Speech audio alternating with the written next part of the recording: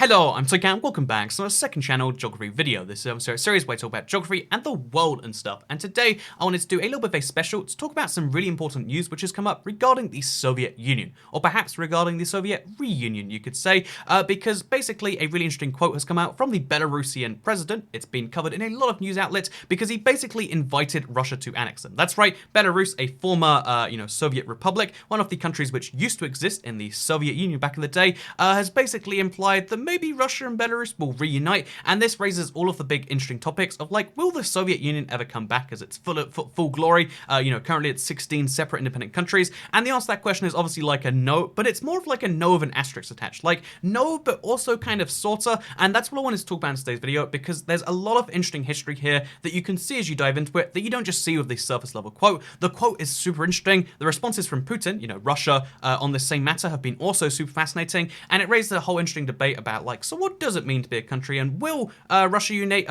with Belarus? Will they become one country? And that's what we're going to be talking about in today's video. So first of all, a little bit of background. So if you aren't aware, there are 15 separate countries, as well as Russia for 16 countries that came out of the Soviet Union back when it split up. So even going back 30 years, again, map used to look like this. There are way fewer countries in Central Asia. There are way fewer countries in Europe. We've almost doubled the number of countries in Europe, partly because of this, partly because of other things. There's a lot of stuff that's going on where the Soviet Union, when it split up, caused a lot more countries to appear out of nowhere. So just keep that in mind, that like there's a lot of countries which came out of the Soviet Union, and there's a lot of countries with a lot of different opinions. You can see the most pro-European in the Baltics, because again, there's kind of like 4 different parts, but the Baltics are very much pro-EU. They've all joined the EU. They mostly use the euro. They all do, I should say. But they also are very dependent on other countries. So like Lithuania feels very Polish, and Estonia feels very Nordic, and they're all very European as opposed to pro-Russian. However, when you get to Belarus, you get this really interesting point where like of all of the former Soviet republics,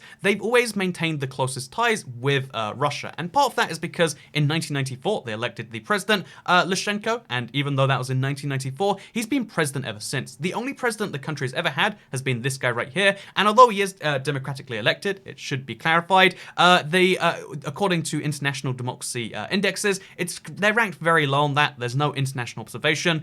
Basically, it's a election system where there's not much oversight, and that's why it's generally called one of the few dictators of Europe. So this is Lukashenko meeting with Putin. Just as a fun little interesting fact right here, you can see that like, whoa, look how big this dude is. Like, he's one of the few world leaders that just towers over Putin, and I find that to be a fascinating thing to look at. So if you've never seen them, the two of these guys meet, then here you go. Also, should be clarified, they meet on a fairly regular basis. The two countries have very close relations, so it's super fascinating to see that this is a summit which happens all the time, and one of the reasons they have such close relations is because of the fact that they cooperate on a lot of different issues, including perhaps joining a country together. So this is the story that's come out a bunch. It's from Newsweek. So again, it's been going around a lot of places, and the quote has been kind of just taken as the thing on its surface because Lukashenko, the leader of Belarus, literally just says, the two of us could unite tomorrow, no problem. That quote right there is like, so he basically implied, although that's not saying, oh yeah, we're gonna unite tomorrow, it's not something you'd ever say when you're scared of that happening. If you were scared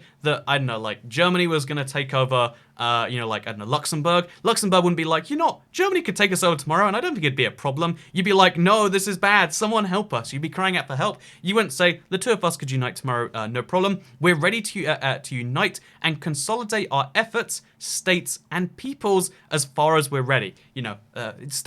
Consolidating efforts, states and people is saying combine the countries so there is one combined state, one combined people, one combined effort between the two of them. And this is a super fascinating thing to say, right? Like, oh, yeah, let's just join our countries up. That's not a thing you'd usually say. And I think the response from Putin to this is also super fascinating because again, this is a I'm not saying this is true. I'm not saying this is a interesting thing to argue against, but he makes a really interesting point when he says that the modern world is a world of interdependence. The European Union, for instance, the European Parliament makes more binding decisions for all members than the Supreme Soviet of the USSR once took for such decisions for the Union republics. Is that not dependency? And although that's arguably not true, and it's a big kind of like splitting hairs on it. It's still an interesting subject. I don't think that the EU is the USSR because it's mostly trade related, etc. But the fact that like, yeah, I mean, like they do make that is an interdependency of all the countries, right?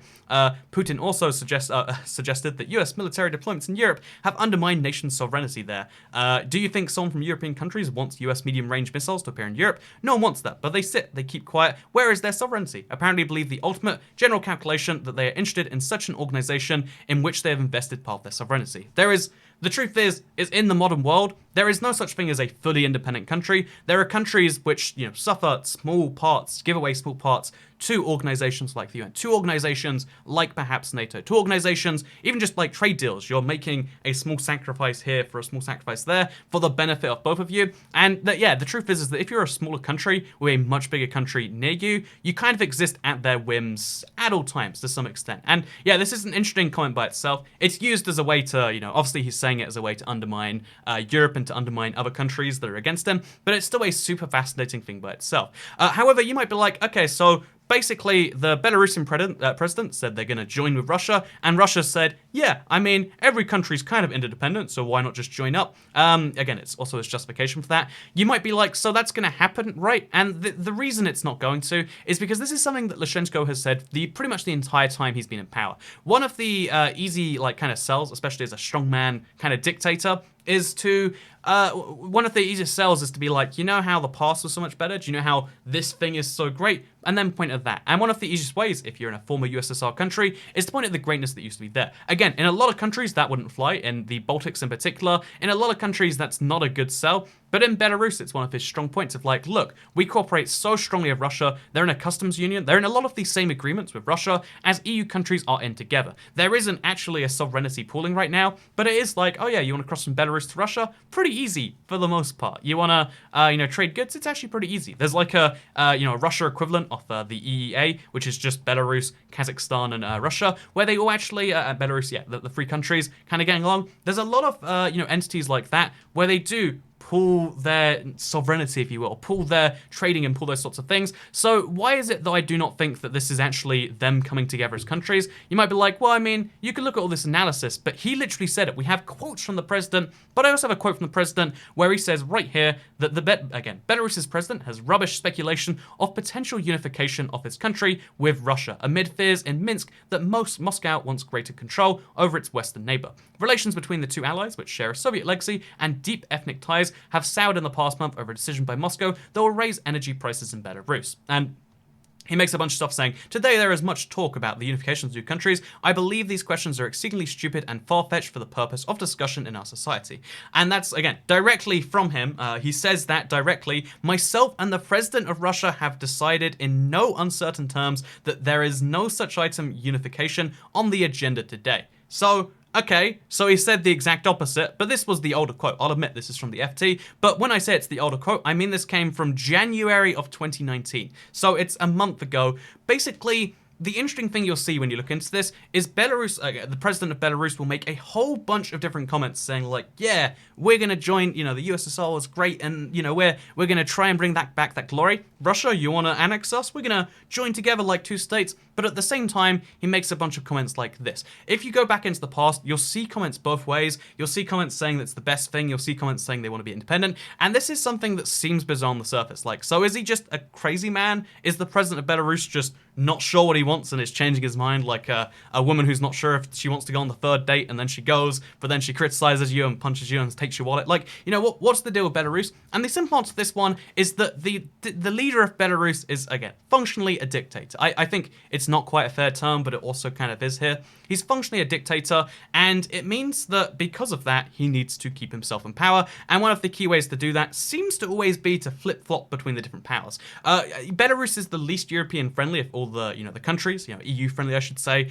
but, it has the closest ties to Russia, but that's one of its strategies to keep the leader in power. Belarus is protected by Russia effectively, and by making these moves towards them, he's he's satisfying Putin on the surface without actually doing anything that's an actual move. He's not actually giving up any sovereignty on the actual level that most people consider. And this is actually something you see across the world. If you look at Turkey, they don't have a dictator, but they have a strongman leader, right?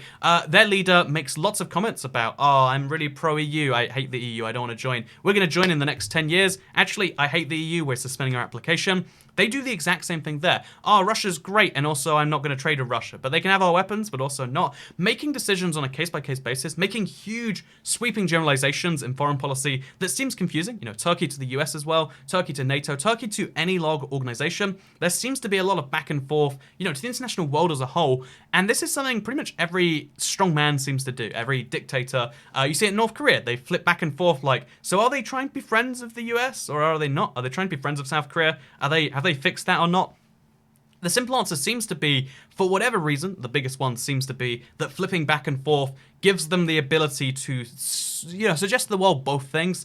It seems to be what's happening all over the world, and that seems to be what Belarus has done here today. They're not joining with Russia. I don't think in the next, especially not year or two, you're going to see a Belarus-Russia, a Belarussia, like if you want to combine their names or whatever. But you are going to see more and more integration between the two because of that second part, the Putin direct response, which is that sovereignty is something that people always act like, yeah, you're 100% sovereign, but you do have to make certain decisions at the bequest of neighbors.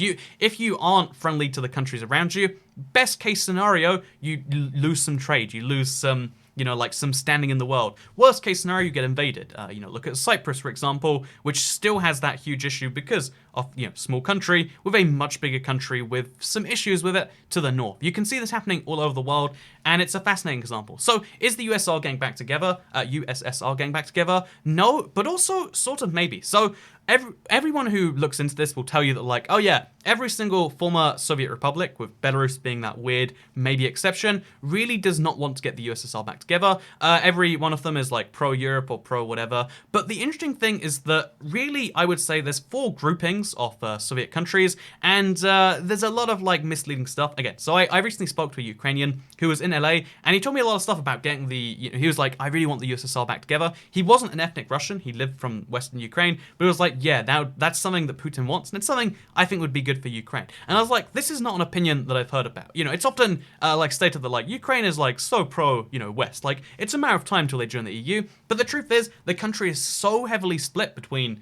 whether it wants to stay a part of, go towards Europe some more, or whether it wants to remain in Russia's sphere. It's the former second largest, USSR republic, so it's kind of the decider. And yeah, the truth is that every single time, Ukraine makes a pro-Europe move, they suffer in some huge economic terms. They've lost a huge part of their territory, which admittedly is people that want to be Russia, but that's a whole another part of like, you split hairs, you get confused, you get the weird situation where like, I mean, you support this there, but not there, and you support that there, but not here. Weird situation in Crimea, we're not going to talk about it too much, but like, they got invaded there. They had huge issues on their border with Russians, like, holidaying over there. There's huge issues all over the place when it comes to Ukraine and their Russia kind of past, and you see this in pretty much every every former Soviet republic. So just to clarify, again, there's 4 major parts we're talking about here. The Baltics, very much never going back to Russia. Even though these have some of the highest Russian percentages, Latvia and Estonia have huge Russian populations, the country as a whole, the non-Russians, really are not a big fan of, Russia these days. However, if you look at the other 2 European ones, Belarus and Ukraine and Moldova, they all have, like, strong Soviet, like, sympathies, I would say. Strong Russian ties that they want to keep over the West, even though the West, to us in, Europe / North America / wherever you may live, might seem like the better option. Again, that's the sphere of influence they fall in is something they still have to decide, and the one they already were in seems like the easier option sometimes. So that's an interesting level. But then you look at like the Caucasus, the ones over here. And these 3 countries also have to struggle with, like, so where do we go now? Georgia has 2 independence movements because they went too heavily to the west at first. And again, both of these are supported by Russia and basically funded by Russia. And it's like, yeah, if you mess with Russia, if you try to leave our sphere of influence, bad things are going to happen. And that's a super interesting, it sounds like it's threat, it sounds like it's extortion, and maybe it is, but it comes back to that whole like, so what is sovereignty again? If they do join NATO, if they do go super heavily US tied, then won't there be consequences if they one day leave that? There would be, right? Economic consequences, and otherwise, there's spheres of influences in the world, and Russia is trying to keep its hold over most of its former republics. So again, all three of these countries, with Armenia being a weird maybe exception, Azerbaijan tries to stay very friendly to Russia. They're also trying to play their hand with both the West at the same time, but they're staying loyal to Russia rather than doing the opposite, perhaps. You see that even with Kazakhstan. Kazakhstan has some of the, again, they're in the same union with Russia, Belarus, and Kazakhstan. They have like a weird EEA matching agreement going on right there. There's a lot of Russians in Kazakhstan, especially in the north. And these countries right here, same thing. Like, they all have dictators that keep them kind of going, and they're all mostly not too anti-Russian, and in most cases kind of pro-Russian, right? It's a super interesting situation where Russia, as soon as it split into separate countries, there was a bit of a disorganization where Russia wanted to get its own strength back. It had to recover its own economy. And now for the last 16 or so years, roughly over Putin's reign, their whole thing has been trying to keep their sphere of influence stable, trying to make sure no more countries leave it. Because although losing 3 Baltic countries, which have about 6 million people between them, although losing that many is not, it's not that big of a deal, losing Ukraine, the second biggest USSR republic, would be a big deal. Using Belarus, which would be one of the other, big ones, not the third biggest, but it's a big, example, would be bad. So having Belarus, the Belarusian president, Lukashenko, he wants to stay in power in his country. How do you stay in power in your own country? You make sure that whoever's keeping you in power wants you there. And by saying very, very pro-Soviet, pro-Russian, pro-Putin things on a regular basis, that's how he keeps himself in power. The truth is, most dictators, most leaders want power to keep them, to get re-election, to get this, to get that. And one of the easiest ways to do that is to make a lot of comments that make you seem like the person you want to be. And you can make contradictory comments as much as you like as well. He can make, again, same dude, within the course of a month can say, the two of us could unite tomorrow, no problem. And then also say a month before, like, there's much talk about unification. I believe these questions are exceedingly stupid and far-fetched. He's the one raising these questions, but that doesn't seem to really matter that much. So yeah, will the USSR get back together? I really don't think so. But I think, especially not short term, but I think medium term, that could be a goal. Putin has said many times the collapse of the USSR was a tragedy. And when you look at the Russian demographics in a bunch of these different countries, you can see how that is a really weird kind of different thing. So like Kazakhstan, they're at 23.7%. Ukraine, they're 17.3% Russians living there. You can see, there's this huge Russian, because again, the Russian Empire used to be the third largest empire that's ever existed. It kind of didn't have internal borders until the USSR existed, which was only, again, 102 years ago now. So because of the fact that the Russian borders had to be kind of drawn out of nowhere, the Russian population often goes over it. Because of all the Russian population transfers, there's just a whole weird thing where, Russia and its people go beyond its borders in a really weird way that doesn't make sense to most countries in the Western Hemisphere. And maybe this video helped you understand that. If it didn't, then I'd like to know why. Before we go, though, I'd love to also talk about something which I came up while I was researching this, because Belarus is one of the only countries, in fact, it's the only former Soviet country to do executions, and the only, with the death penalty, I should say, the only European country at all. It's often described as Europe's last dictatorship. They still use the death penalty, and although there's only been 300 since 1991, it's another example of, this is one of the ways he keeps his power. Although, I thought it was interesting that women cannot be sentenced to death. It's a nice little, there we go, hashtag feminism, am I right? But no, it's interesting enough when you dive into this that as an example of the democracy thing, it's well, in a referendum, 80% of Belarusians like the death penalty, so they didn't want to get rid of it. However, again, it's not an internationally recognized vote because they hold a lot of violations towards it, and you can just basically see that Belarus, really their interest might seem like it's in getting the USSR back together, but really the interest seems to be in keeping Lukashenko in power. And maybe this video helps you realize that because it's just a super bizarre, strange thing. Anyway, thank you very much for watching this video all about Belarus and Russia and the USSR. I think that the USSR getting back together is a really unlikely, but all it takes is a few geopolitical shifts, and then you can be well, it's just like the EU. The EU forming and becoming more and more of a state kind of pushes the narrative that so, if you can do that, why can't we do a similar thing? And that's something, that's one of the interesting downsides that isn't discussed when it comes to the EU. I don't think it should be too big of a thing on the plate. But again, the concept of sovereignty, a lot of people get it wrong, and I think this was a fascinating discussion into why. So let me know in the comments down below why you're really angry and you think the EU SSR is going to get back, or why Because again, all you see on the internet when the EU is mentioned is, oh, I think it's actually secretly the Soviet Union again. And you see people who are defending it like, if you say anything bad about it, I'm gonna stab you. There's no moderates on the EU for some reason. So like, anyway, let me know what you think. Thank you very much for watching. Second channel, don't care. Goodbye.